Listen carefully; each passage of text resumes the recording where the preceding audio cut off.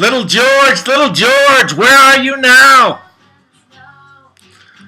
Little George, where are you now? Where are you going, little George? 1 million Iraqi casualties haunt you. The whole motherfucking world hates you. You killed 500,000 Muslims. Are you going to the Cayman Islands, little George? Are you going to the Cayman Islands, little George, where Mick keeps his money?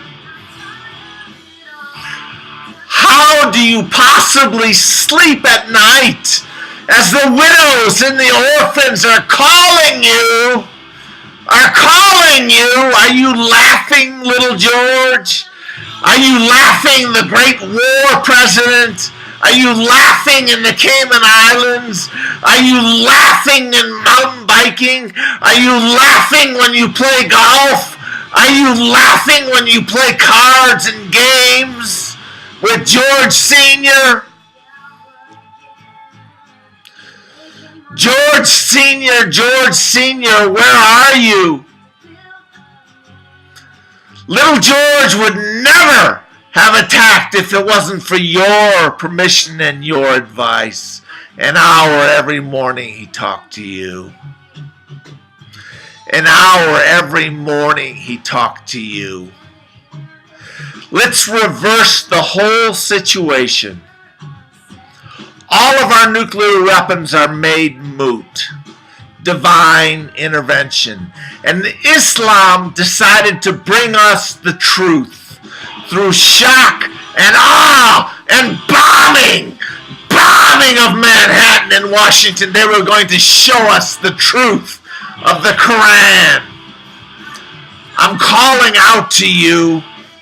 I am, and not just little George, not just big George, little Jeb, where are you now? You called the election before it was even counted. The widows and the orphans, you announced the winner before. It took the Supreme Court, a group to identify you. Little Jeb, it haunts me. Little Ralph Nader, where are you now? So fucking pragmatic, exposing corporate greed, and yet we find out you have a corporate-sized ego that cost the election, that put little George in the presidency. You knew it was tight. You knew it was close. You knew that every vote for you was a vote for little George. Little Ralphie, where are you now? Does your conscience plague you somehow? I am consumed with rage, and there's blood on my back because I did not vote. I am consumed with rage, and I did not vote in that election. And every single Christian who thought that little George was the answer has blood dripping down their face, has blood dripping down their backs for 500,000 dead Iraqis. Daddy wanted that bad man to go away. Would we have gone to war if George Sr. said a strong no? Maybe George Sr. needed to be waterboarded. It's not torture, it's enlightenment. Maybe George Sr., who convinced little George to go to war, needs to be waterboarded. It's not torture. It's enlightenment. You motherfuckers. You fucked up everything. The domino theory was crushed. The domino theory was crushed. Iraq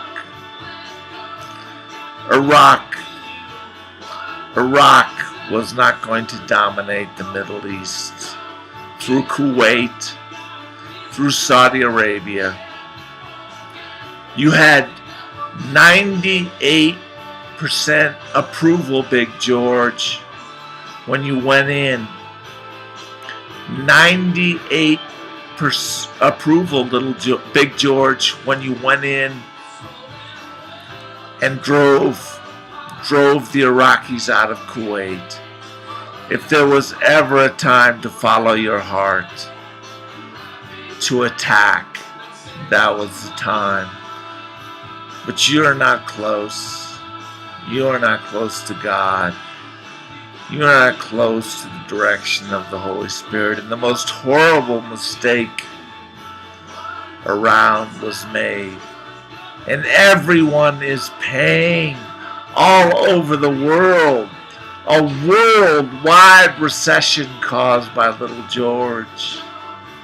$3 trillion. $3 trillion for this war. The domino theory was crushed. Do you feel guilty for those that were slaughtered? Do you feel guilty for those who were slaughtered when George Sr. had the chance?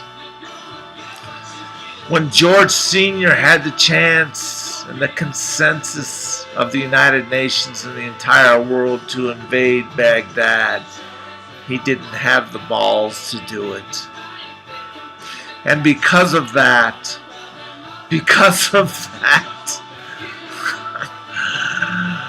George Jr. thought that he would get back.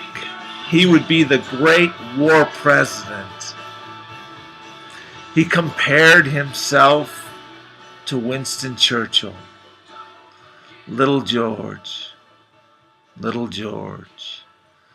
widows and orphans, and the maimed, and the blind, and the crippled cry out in their agony. They cry out in their agony for justice.